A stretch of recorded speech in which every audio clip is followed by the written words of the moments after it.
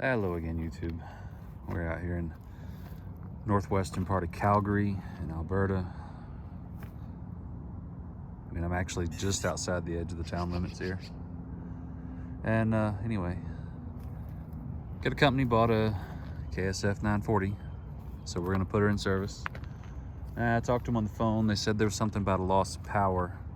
Not entirely sure what, because they wouldn't really go into detail. So I guess we'll have to watch the video a little longer and find out exactly what's going on with it. Talked to him again this morning when I got here. Still waiting on them to arrive. He said it may have something to do with the operator, may have been trying to change some of the functions on the joysticks. We'll find out for sure, so yeah. But anyway, here's the machine. Oh, you can hear all these lovely little birds.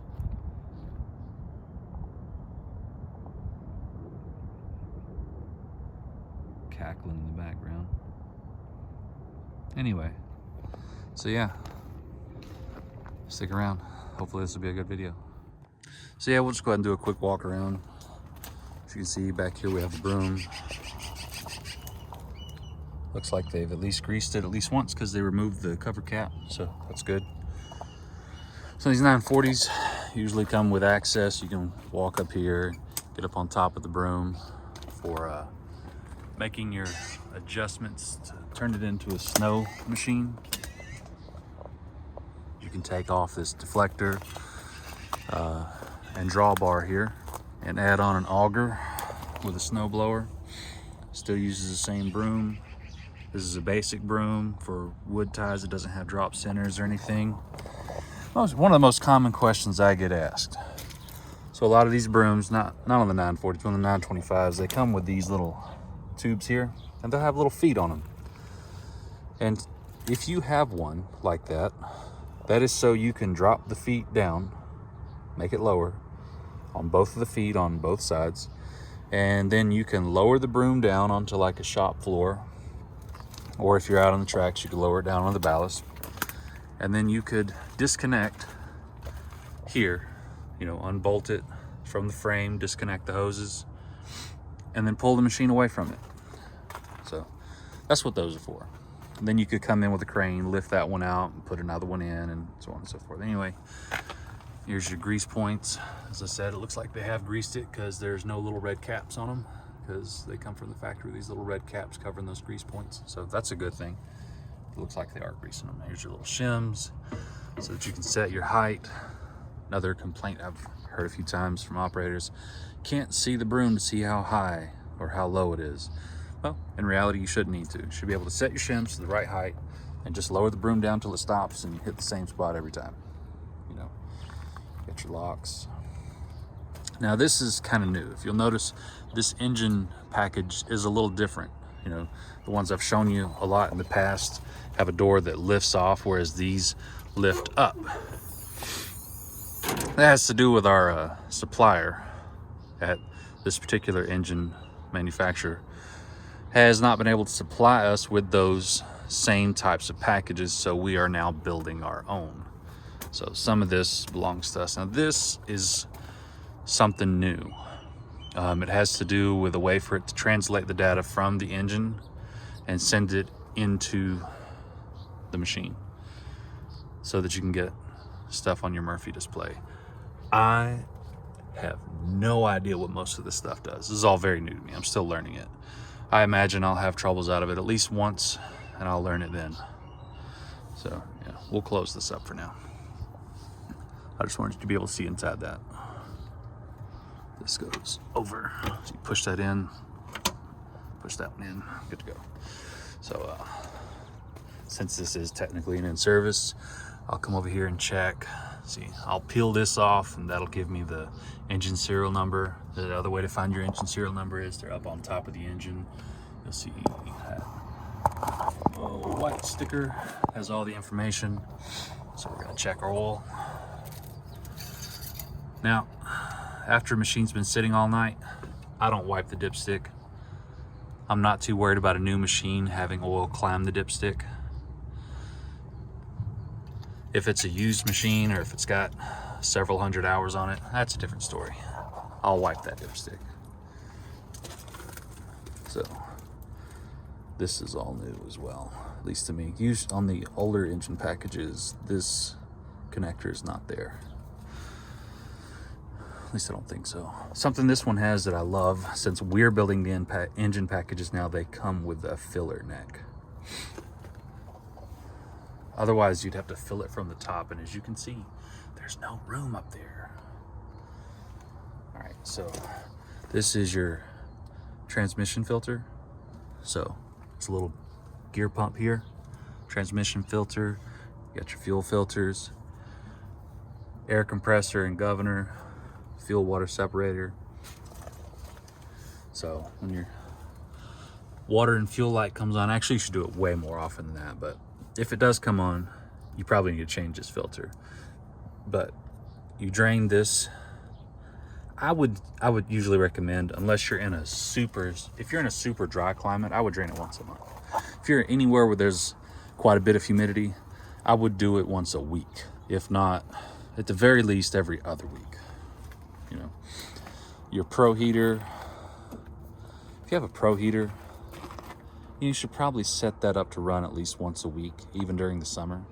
Because otherwise diesel fuel has a little bit of moisture in it sometimes. And if that moisture sits inside this stuff long enough, it'll rust through parts and it'll tear up that pro heater.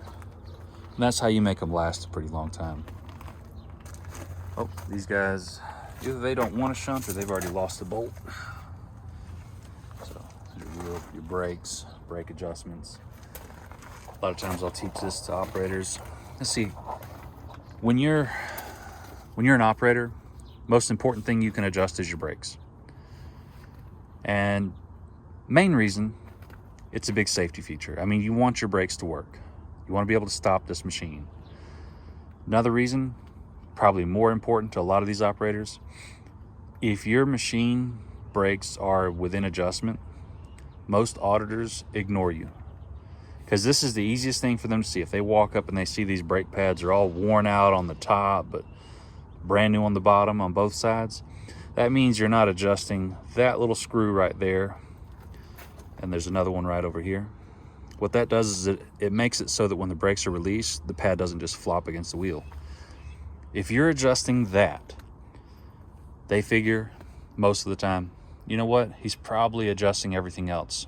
We're gonna move on to the next machine in the lineup. Unless you're like this one and there isn't another machine in the lineup except for the tamper, in which case they'll probably go over both machines. But if you're in a larger gang, you want to keep your brakes adjusted.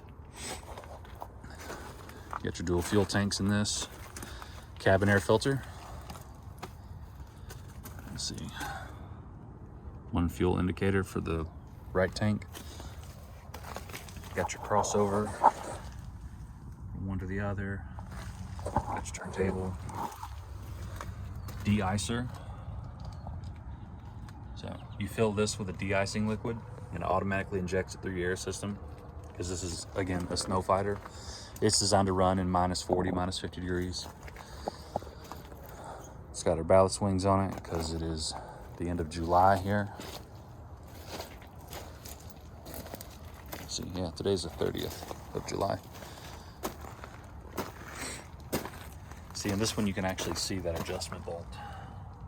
That adjustment bolt looks like it is not adjusted. In fact, it looks rather loose. And it is. So, if that persists, actually you can see a little bit of wear at the top because it's not seating all the way like this side is. So that one has already been rubbing. All right. Looks like they removed this bolt too. So they probably removed it so this machine can't shunt. Got your locks here, so when the wing's up, it can lock. Got your hydraulic tank, oil cooler. This particular customer, they like to have this set up. There is an ID plaque for it, I think on the other side. So you have the test ports here.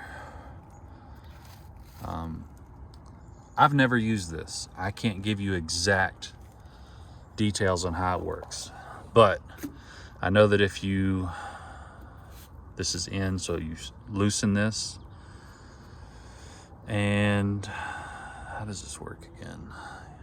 You're basically testing to make sure it's got a pressure relief valve so that if something clogs up or whatever, it can just bypass and go back into the tank.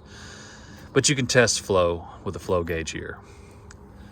And I guess it's a way to test a pump without having to open the system anywhere. It's like a built-in flow meter. Here's your return filter. This is your plow power down for re-railing. If you derail, you pull this out like that, and now your plow has enough pressure and power to lift the machine. So then when you're done, you make sure you push that back in. Plow also has shims just like the broom. Locks. Again, still looks like they're greasing it. Here's your cooler fan, air conditioner. Let's go around the other side. Got a plow. Since this is a 940, it has the broom elements that go over the rail. This also, if you'll notice, it does not have a mechanical lock on the top because it's a snow fighter. We had curls here, and these have locking cylinders. It's a little bit different. They're bigger. As you can see, it's got swivels.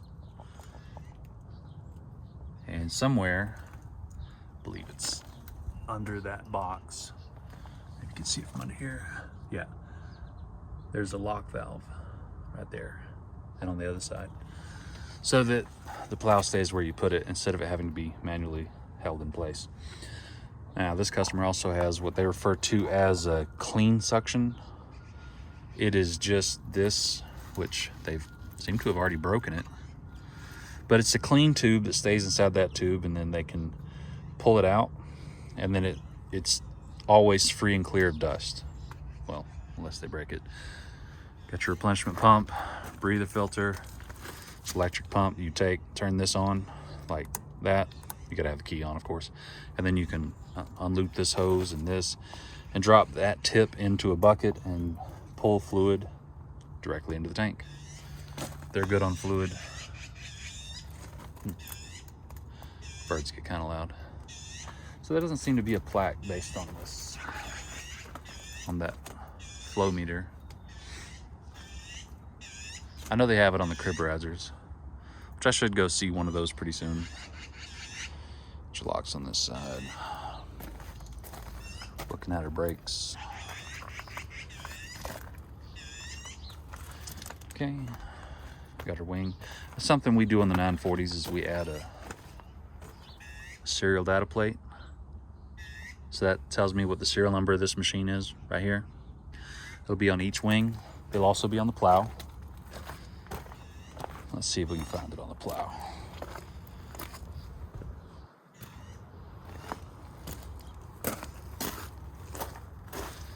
Maybe it's just on the curls. Thought they were on the plow. So yeah, the curls will have a data plate attached to them when they put it in winter mode. That way you'll know that that matches this machine by the serial number. There'll also be one attached to the broom. There's your second fuel tank.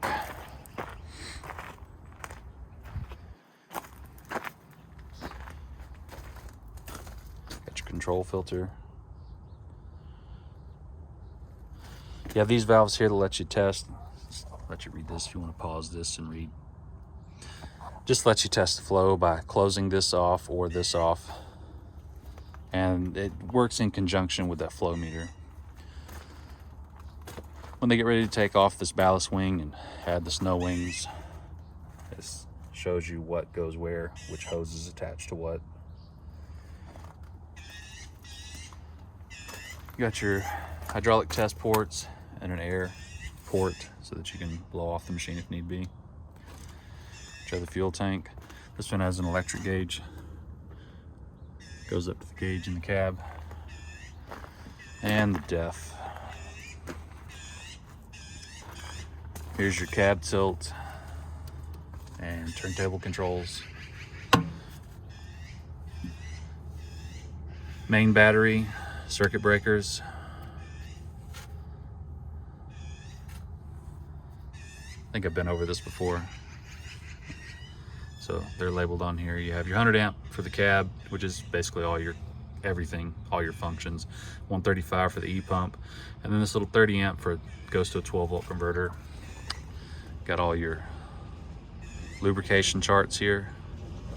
Inside here you have your oil filters, or your oil filter. Hey, customer's on that. Got a vise. And we're back with the broom again. On the 940, it has latch handles, makes it easier to get into.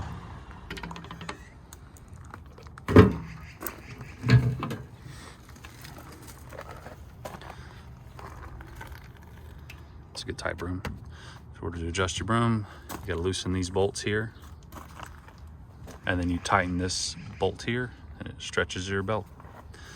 Anyway, let's see if we can figure out if there's anything else wrong with this machine. Okay, so what we found was that the engine wouldn't start.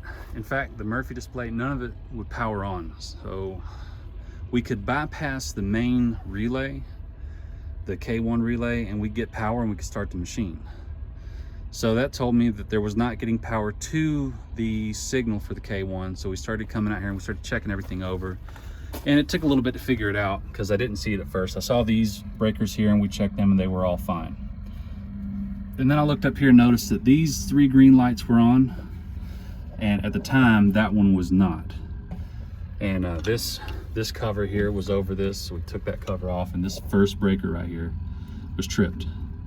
Now I'm assuming that has something to do with some loose wires we found in the propel joystick.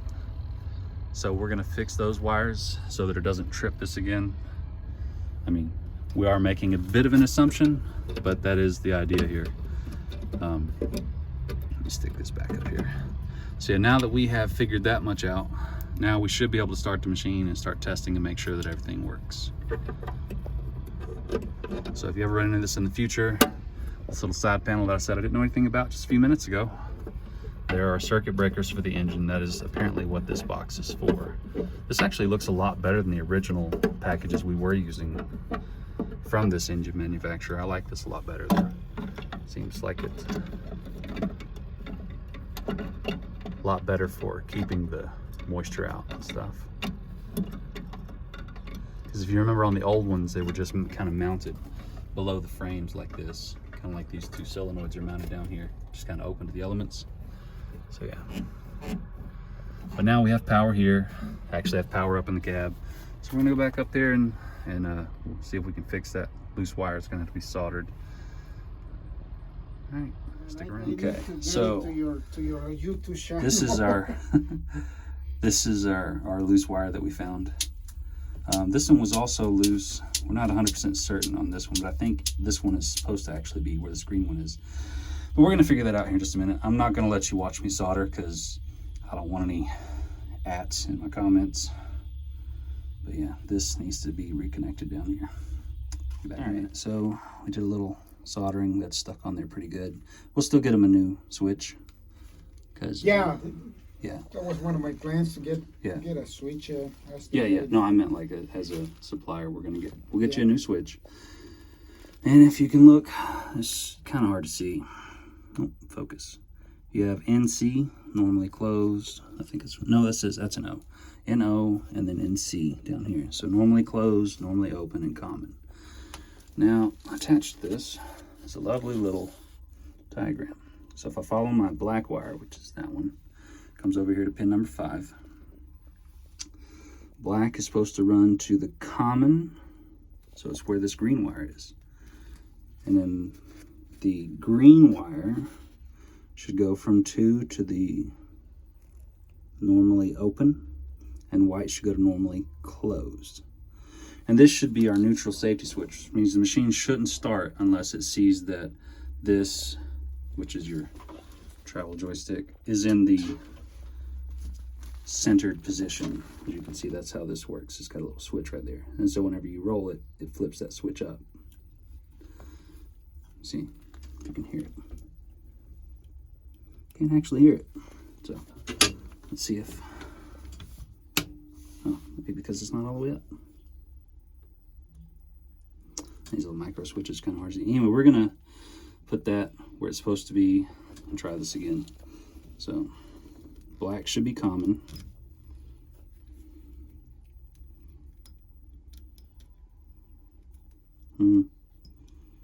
There it goes.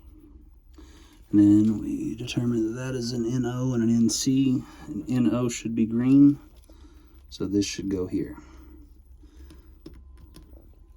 Now this was replaced by the customer beforehand because this had fallen off, and so the operator saw it and thought it went there, stuck it there, and that melted that, and he melted that. So the mechanic replaced that. Now we're going to try this and see if it worked. It should be when I turn this on. This should be in the center, and this should start.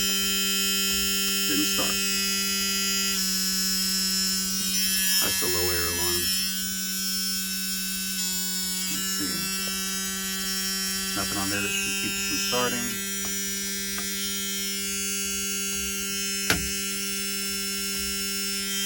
Alright, we'll do a little more troubleshooting. We'll figure out why it's not starting. Well, I made a little goof.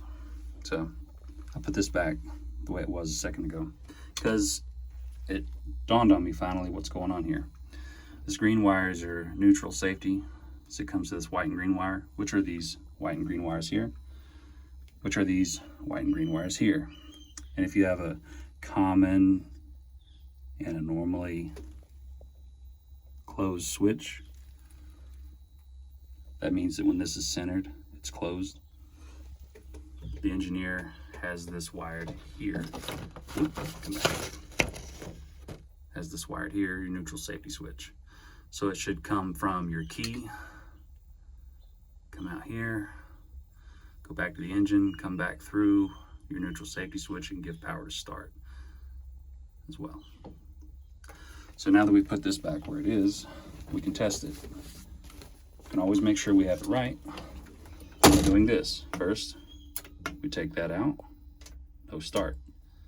Centered, hey, no start. I wonder what's causing it now.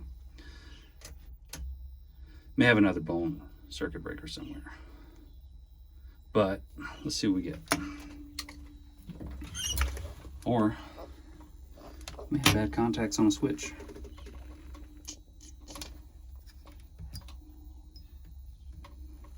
I mean, this shouldn't be it, but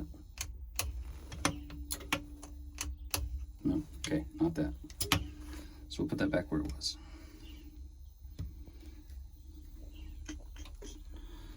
All right, voltmeter again.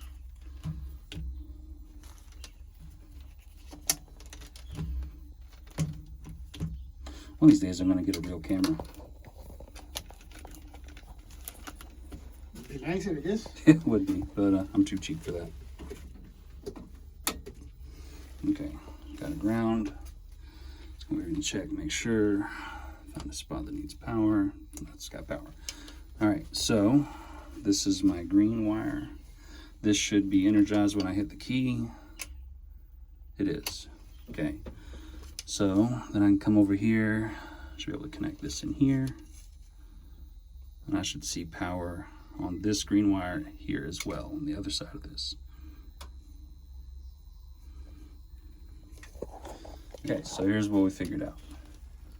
This is a start wire.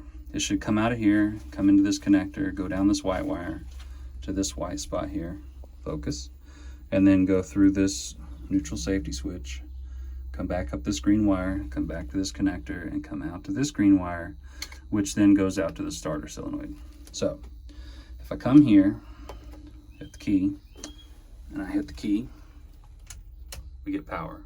I'm not gonna do it a lot because it keeps tripping the breaker if I hold it too long. So then I come here, and I did it again, and I got power. So I'll do it right here. Stick that guy down here, or here. Let me get you to hold that right there for 1 second.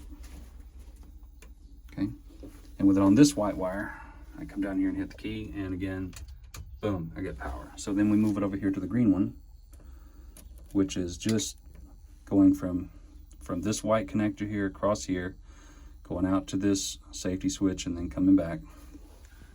And then I get nothing.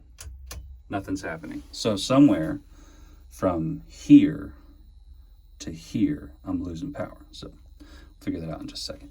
All right, so I follow the white wire over to here, and if I stick it here, voltmeter, I hit the key, you see it jumps. So I come over here to the green wire, like that. I want to hit it, no jump. So that tells me that this switch right here is no good anymore. So what I'm going to do for now is put a jumper in here, and hopefully that should make it work. All right, so we jumpered those two wires together, and now basically what this is going to do is make the neutral safety not work with this. So we're not going to leave it like that, obviously, and they will very likely not operate it like this, because that would be considered unsafe. Or maybe they'll put some kind of a sticker on this to let them know, hey, make sure this is in neutral and this is in neutral before you start it. Otherwise the machine may move when you start it. So here we go. All right, we have power. All right, I'm gonna close up some of this.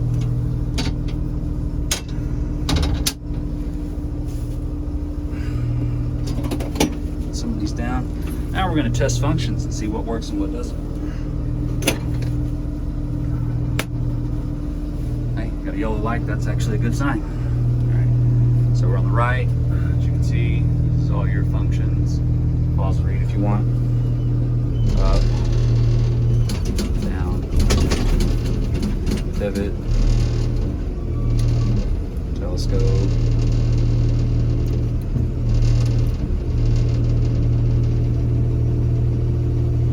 Sitting here at basically like 800 RPM.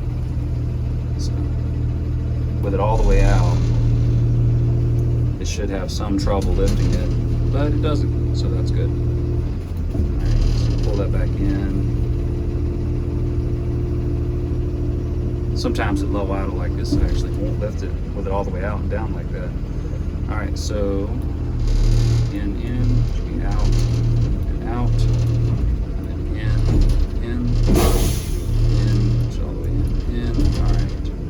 So that works. So put this guy back on the ground. Make sure that the lock, there's a lock. There we go, wing lock, right hand wing lock. Make sure that works. Hey, that works.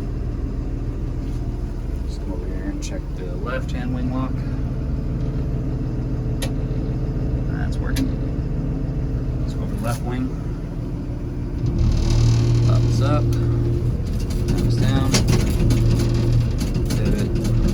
Pivot, telescope. Same thing with it all the way out. Look at that, lifts it too, so that's good. That tells me we're getting the right pressures. And it should be open, close. Okay.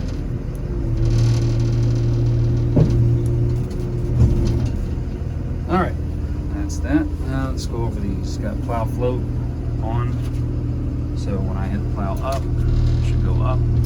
When I click down, that should light up. It does. The plow will stay in the down position. Let's unlock it and I'll show you. Unlock. Give it a few seconds. When I hit plow down, it should just drop. See, not touching it, it just drops. And then to cancel it, you just hit plow up. And then I should be able to turn this off and then hit down and just go a little bit.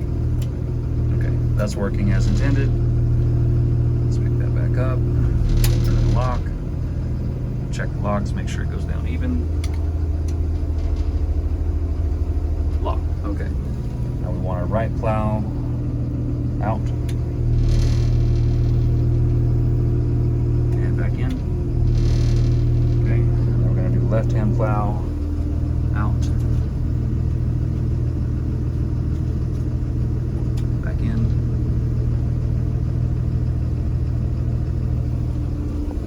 Okay.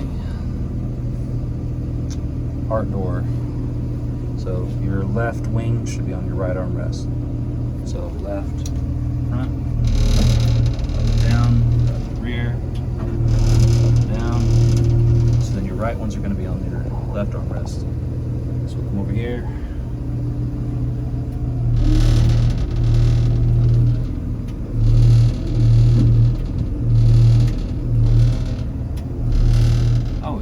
to it.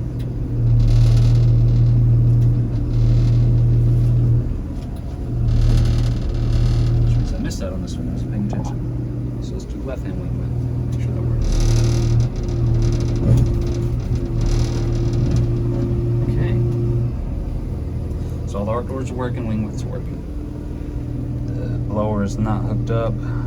Tilt's not hooked up. Rotate, those are not hooked up, so don't mess with those. Over this side, now we're gonna check the broom. I mostly listen for it. Forward. Kicked on. Let it kick off. Give it a minute. Kick on the other way. And a little bit I'll actually go out there and check and make sure they're rotating the right way. So broom up. I can see it through the door. That's right. Broom goes up. Goes down. The deflector goes up. And it goes down. Okay. So all these buttons are working. Oh, broom lock. Unlock. Broom up.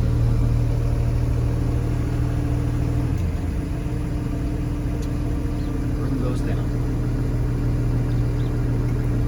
Broom back up. Lock it.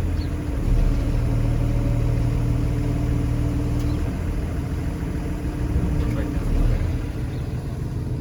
Okay, all functions are working. Check horn. That works. Check transmission. Let's lift up both of these. Don't want to drag. First gear, we still have it in park, but it will power through that, no problem. Okay. Second. Okay. Third. Fourth. Fifth.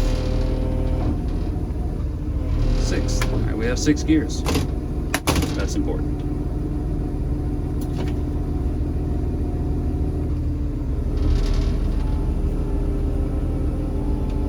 Oh, we have something else going on. So the machine's actually moving right now, forward. I'm trying to make it move in reverse.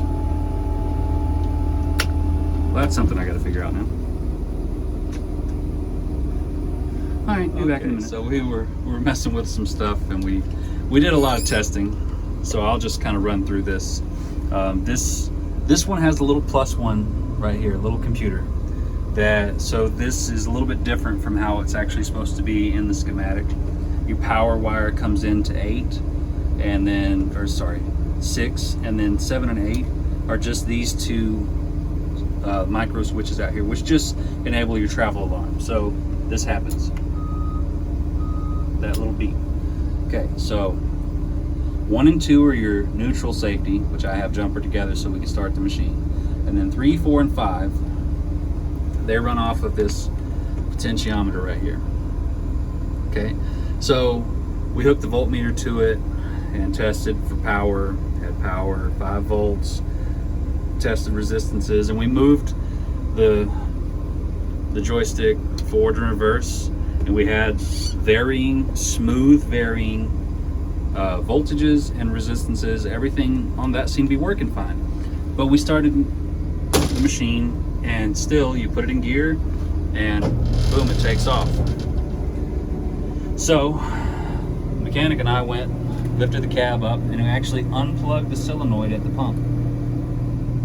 It's still unplugged right now. And I still take this and I put this in, and the machine still moves. Yeah. So my solenoid is bad, at the very least. Solenoid's probably bad. So now we're gonna lift it back up and go out there and see if we can try some more stuff. All right, so we came outside the machine. Like I said, this is unplugged. I unplugged this, okay? And it's still trying to go in forward. What I'm gonna do is this. This is a little activator. And with it in neutral, you'll hear this growl.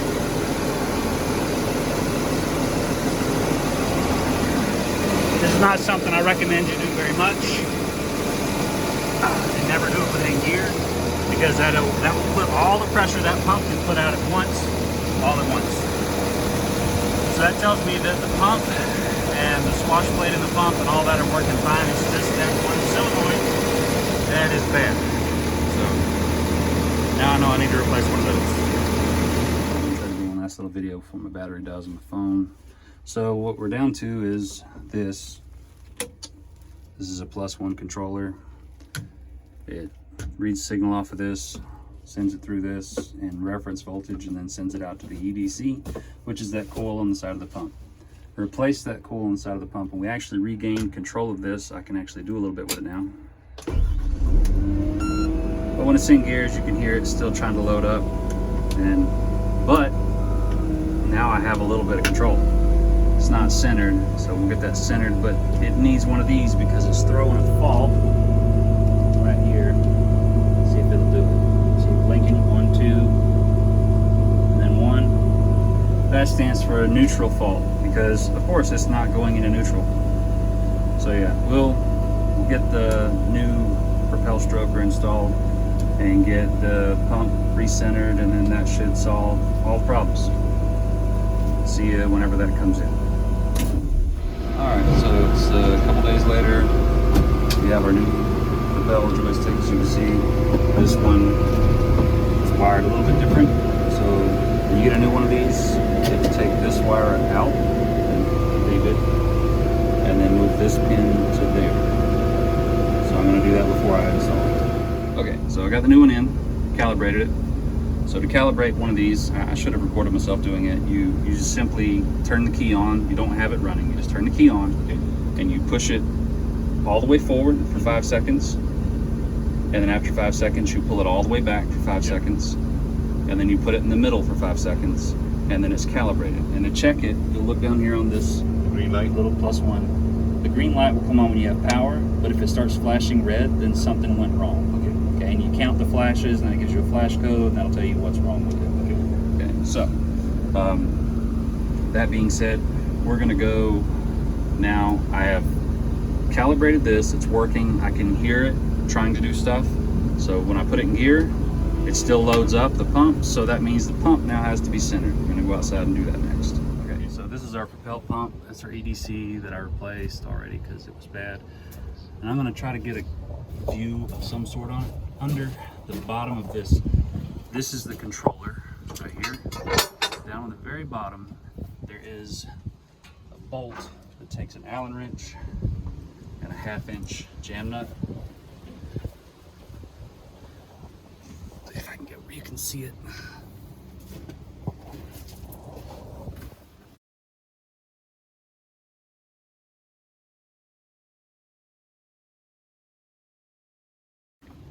Right there.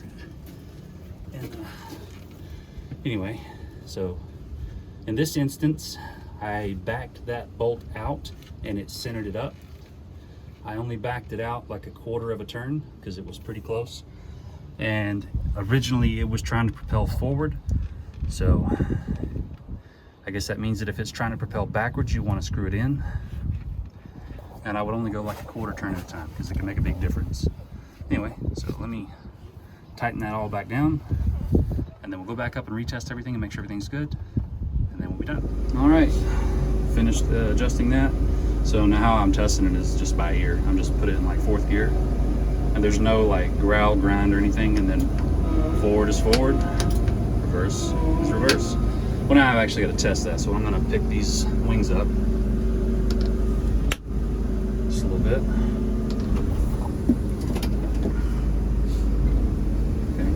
And then I'm going to put it in first because that'll power through the brakes. Hey, forward is forward. Reverse is reverse. All right. So now that I know that, I'm going to test one more thing real quick. I want to make sure that first is actually first and second is second. So I'm going to put it going forward in first and then picked up speed. So that is definitely first and second. So, because every once in a while I get some where these are wired backwards. So like second will be first, first will be second, third will be fourth, fourth will be fifth, fifth will be sixth, sixth will be seventh. You get it. So anyway, now that that's good, this is fixed. Everything's wired back the way it's supposed to originally be. As you can see, I even have the neutral safety switch hooked back up the correct way. All this is working exactly as it's supposed to. all the functions are working exactly as they're supposed to. And yeah, so that's good. I'm glad you stuck around this long. Hope you enjoyed. And as always, have a safe day.